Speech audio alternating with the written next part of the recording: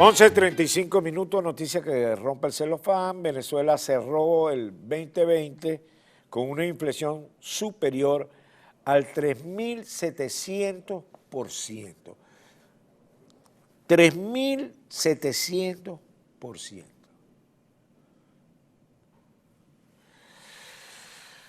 Ustedes saben que la inflación es el impuesto de los pobres. Bien. Situación Washington. ¿Qué va a pasar en el ombligo del mundo? Antonio de la Cruz, analista político, presidente de Inter-American Trends. Antonio, ¿cómo está usted? ¿Cómo le va? Muy bien, gracias, Leopoldo. Un feliz año ante todo. Gracias por atendernos nuevamente. Dígame, my friend, ¿qué va a pasar? Manifestaciones, presidente Trump, ¿qué va a hacer? El otro que dice, yo no me meto en el berenjenal. ¿Por dónde van los tiros? Bueno, yo creo que hoy Trump va a tener su acto donde él va a mostrar que todavía él no reconoce el triunfo de Joe Biden, ¿okay? Que él todavía está sobre la tesis del fraude electoral. Entonces, va a tener su espacio, lo va a hacer, dentro de unos minutos debe estar dirigiéndose a esa concentración. Sin embargo, el curso sigue normal. Al final, Joe Biden va a ser ratificado esta tarde, pienso yo, a la 1 de la tarde cuando se reúne el Congreso. Allí básicamente al voto electoral lo van a dar. Tenemos adicionalmente la elección de ayer en Georgia, donde los dos candidatos demócratas, casi seguro ya uno obtuvo, el reverendo ya obtuvo el curul y el otro es casi seguro que también. Entonces quedaríamos en un escenario de 50 senadores republicanos y 50 senadores demócratas, lo que decidiría la vicepresidenta, que es Kamala Harris. Entonces, vamos a un gobierno de Biden con mayoría en la Cámara de Representantes y con mayoría en el Senado, con Kamala Harris. Muy apretada, muy cerrada, pero con un Congreso que Biden podría avanzar en la agenda progresista con la que se ha comprometido, básicamente liderizada por el grupo de la izquierda dentro del Partido Demócrata. Ahora, lo cierto del caso es que el Partido Demócrata no luce monolítico. No luce monolítico.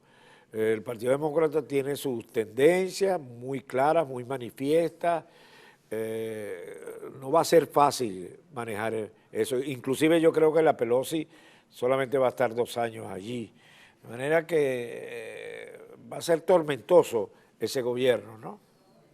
Ellos tienen la experiencia, sí, ellos tienen la experiencia de Barack Obama cuando ganaron, que hicieron una agenda muy liberal en ese momento y perdieron el Senado en la midterm election en el 2010. Entonces, esa experiencia la tiene, como está señalando Schumer, la Pelosi y Joe Biden. Entonces, y aquí varios senadores ya han dicho que la agenda esa no toda la van a apoyar, la agenda progresista. Entonces, es cierto, él va a tener que buscar, a pesar de que van a tener mayoría muy escueta, porque va a tener que decidir cada vez que haya una decisión importante ir Kamala al Congreso para ser el voto decisivo, van a tener que buscar crear consenso. En eso Biden seguro va a trabajar. Entonces las agendas radicales posiblemente no van a poder ser tan presentes en esta primera fase porque necesitan considerar, porque si se le empieza a salir a algunos senadores, porque recordemos que en el Senado es la clave para la mayoría de las decisiones que se toman en el Poder Legislativo, van a tener que buscar cómo satisfacer también a esos demócratas que no son de la ala de izquierda dentro del partido, sino más bien en el centro. O sea, la mayoría que nos ve a nosotros son venezolanos. La política hacia Venezuela, ¿seguirá siendo bipartidista o tendrá unas características propias por haber llegado los demócratas? En el Senado va a seguir siendo bipartidista y lo interesante es que quien va a asumir, porque al tener la mayoría los demócratas, Bob Meléndez, que sería el presidente de la Comisión de Relaciones Exteriores. Bob Meléndez ha sido muy claro con Venezuela y de hecho ha sido el que ha llevado un papel importante en las reuniones bilaterales. En ese sentido, por eso lo señalaba, con Bob Meléndez, presidente de la Comisión de Relaciones Exteriores del Senado, va a seguir empujando la agenda con Venezuela porque lo hizo con Obama y él va a seguir en eso. Entonces ahí tenemos un aliado con él que se va a seguir viendo a Venezuela en términos de una solución para Venezuela, para instaurar la democracia, restituir la democracia. En cuanto a la Casa Blanca, que usted sabe que se manejan distintamente, y eso lo pudimos ver en todas las administraciones, podrá haber una situación de búsqueda de apoyo multilateral para buscar, y en ese sentido la Unión Europea va a ser importante, un apoyo para salir de la crisis en Venezuela. Entonces, Antonio, lo corto aquí para preguntarle lo siguiente. Usted ve la posibilidad, yo soy de los que creo que ellos, todo empuja, todo suena que están empujando un diálogo. Un diálogo, no sé en cuáles condiciones, cómo, pero da la impresión. ¿Usted cree esa percepción es correcta o estoy errado? Leopoldo, no, yo creo que aquí va a haber un diálogo. Maduro lo quiere porque él necesita que las sanciones no se las levanten, pero que se las flexibilicen. Entonces, en esa búsqueda de Maduro por una salida para poder tener ingresos por parte de las exportaciones petroleras, lo poco que se está exportando, necesita ese flujo de caja para el país y está buscando cómo lograr una comunicación con Biden, en la administración de Biden. Entonces, en ese sentido, Biden tiene en su haber el poder buscar un diálogo y creo que sí, el hecho, vamos a ir a un diálogo en acuerdo con la Unión Europea. La Unión Europea va a jugar un rol importante en este diálogo. Ahora, aquí tenemos un tema que usted también conoce y déjeme que lo mezcle, que es el tema cubano. Porque los cubanos, estoy hablando de La Habana, lo que más temen es un diálogo con sanas intenciones, o sea, con la posibilidad de llegar a un acuerdo. Entonces, creo que en cierto sentido van a tratar de sabotearlo. ¿Cómo ve eso? En términos de Cuba, podemos ver que la administración de Biden va a buscar tener una relación similar como la tuvo Obama. Van a buscar seguir permitiendo la remesa, los viajes. Ellos en ese sentido van a buscar, pero a cambio de flexibilizar. Pero recordemos que este año Raúl Castro deja el secretariado general del Partido Comunista, hay que nombrarlo. Entonces ya no existe, va a haber presencia de Raúl, de los Castro, pero no es tan importante porque ahí hay que ver si quien sustituye a Raúl es Díaz-Canel y si es Díaz-Canel concentra tanto la presidencia del gobierno como la Secretaría General. Si es, eso va a ser algo importante. Y lo otro que ocurre importante este año, Leopoldo, es la cumbre de las Américas en Estados Unidos. Y ahí también se va a tocar, por supuesto, el tema de Venezuela. Por supuesto, están las elecciones regionales en Ecuador, que pareciese que Correa pudiese, no él, pero su candidato pudiese ganar allá. También tenemos que ver, ayer hubo un momento, es importante, ayer ocurrió en Venezuela en términos de la Asamblea de Maduro, que al poner a Jorge Rodríguez, presidente de la Asamblea, le quitan fuerza a Diosdado, pero es el hombre que puede Cuba también, porque está muy cercano a Cuba, él puede ser un sucesor de Maduro. El único sucesor que cree Cuba que puede tener cerca es Jorge Rodríguez. Entonces, mira, si pensamos... aquí mete un elemento nuevo que se llama México. México. Okay. México está jugando, ¿ok?, en alianza con la familia Cuba. de Jorge Rodríguez vive en México. AMLO puede tener una carta de negociación con Venezuela frente a los Estados Unidos. Correcto. También Jorge Rodríguez puede ser clave. Puede ser un facilitador, ¿ok? Porque en ese sentido AMLO había jugado hacia la región muy cerca con los países alineados en el eje Cuba-Venezuela-Nicaragua y con Trump le había dado lo que él quería, que era la parte migratoria. Se había convertido en la frontera sur, ¿verdad?, de Estados Unidos, ¿verdad?, y eso lo había controlado. Ahora con Biden podría buscar un arreglo a través de las cancillerías y el secretario de Estado, y eso podría ser el elemento que introdujo con respecto a Jorge Antonio, Rodríguez. tengo que hacer una breve pausa, pero vamos a seguir con el tema, por favor. Hacemos una breve pausa y seguimos con el tema. Bien, estamos con Antonio de la Cruz, son las 11:48. Antonio, ¿cómo ves tú la conformación de la Secretaría de Estado. Y En la entonces, Secretaría de los Estados Unidos está Tony Blinken. Tony Blinken es un conocedor, es un operador básicamente. Recordemos que la ventaja que tiene la administración Biden es que Biden perteneció y presidió la Comisión de Relaciones Exteriores del Senado. O sea que él, si algo va a manejar de la política exterior.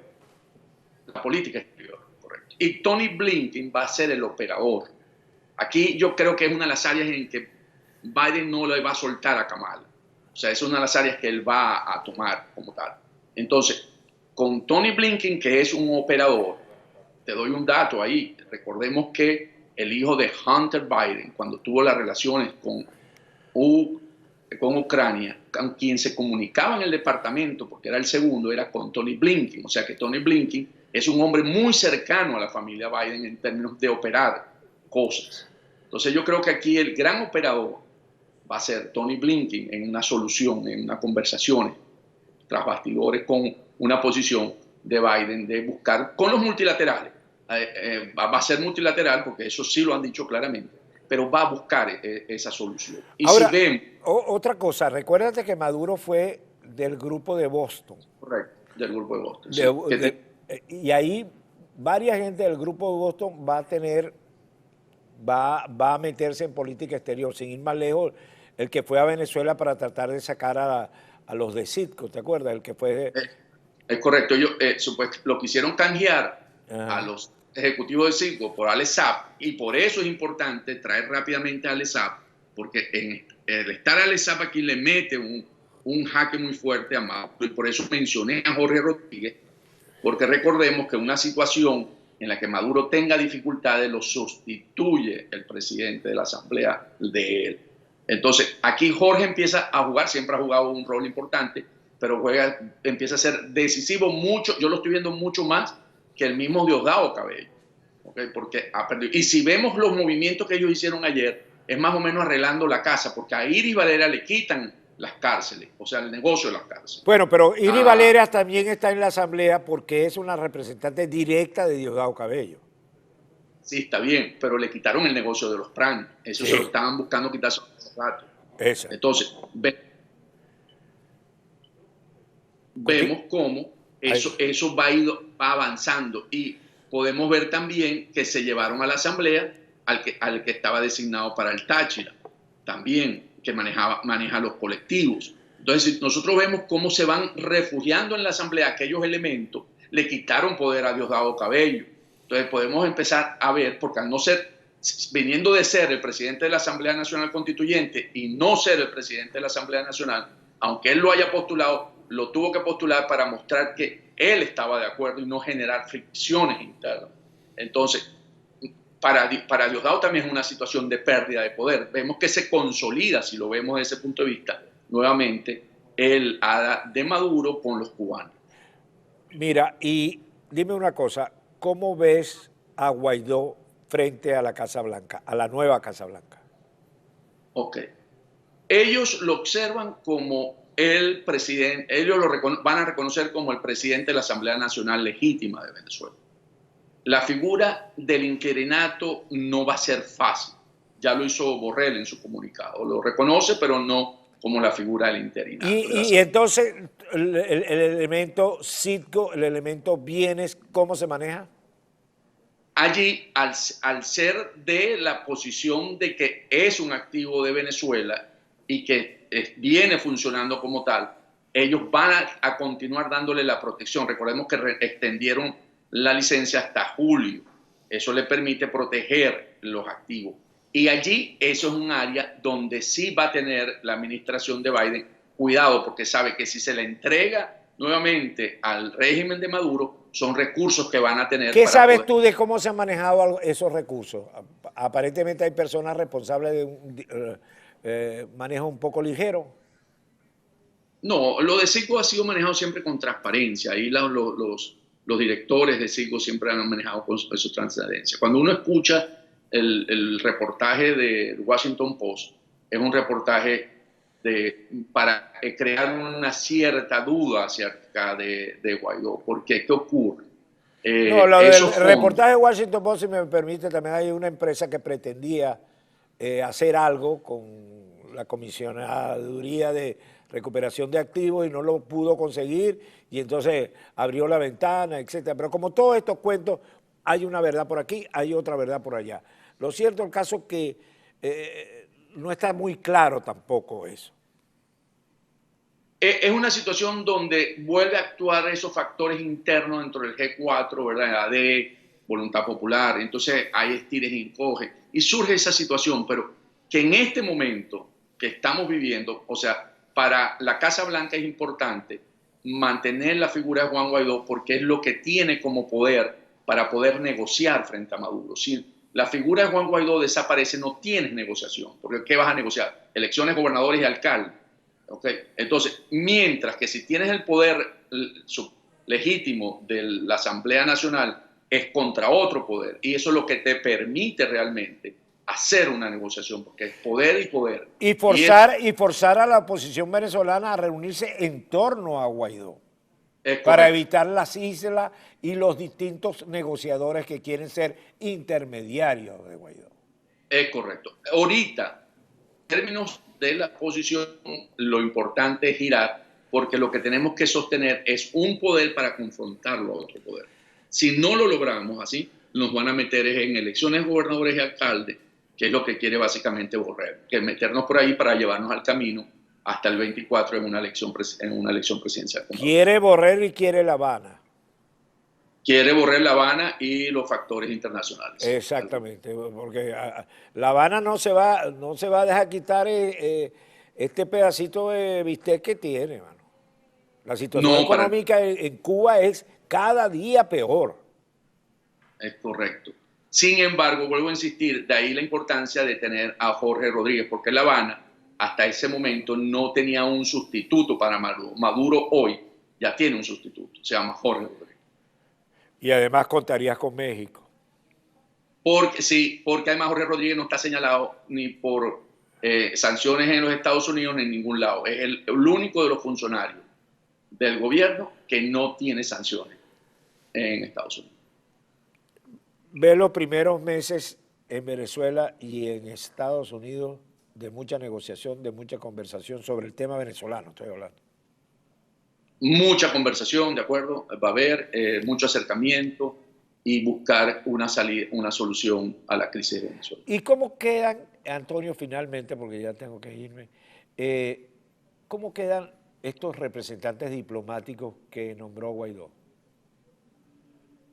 En este momento van a depender de cada uno de los países que reconoce al gobierno interinato, a la Asamblea Nacional, si lo sigue reconociendo, porque el que no reconoció, porque van a pasar a ser representantes de la comisión delegada, o sea que van a ser... Pero, por ejemplo, Washington, ¿va a seguir con Vecchio o va a pedir que se lo cambie? En Washington, Vecchio va a seguir porque tiene las relaciones de reconocimiento y va a ser difícil inicialmente para la administración de Biden desconocerlo. Va a transitar ese camino hasta llegar a un acuerdo y va a estar ahí presente, sobre todo en el rol con el Senado.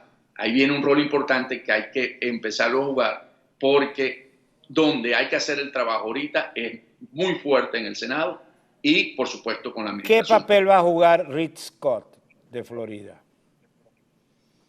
Rick Scott es un senador que va a seguir siendo importante en términos de llevar la voz, así como Marco Rubio, que forma parte de la Comisión de Relaciones Exteriores. Y esa llave, Rubio-Menéndez, es muy buena, se entienden muy bien. Ellos en la época de Obama trabajaban como una dupla y eso va seguro a volver a tomar fuerza en esta nueva administración.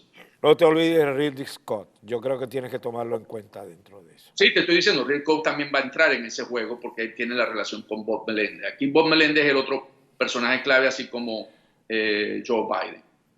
Esa jugada de Rick Scott de invitar a Marrero para su meeting de clausura en la Florida, evidentemente que es una bolichada política, ¿no? Sí, por supuesto, en el momento en que estaban buscando lograr los máximos representantes y lo lograron. Exacto.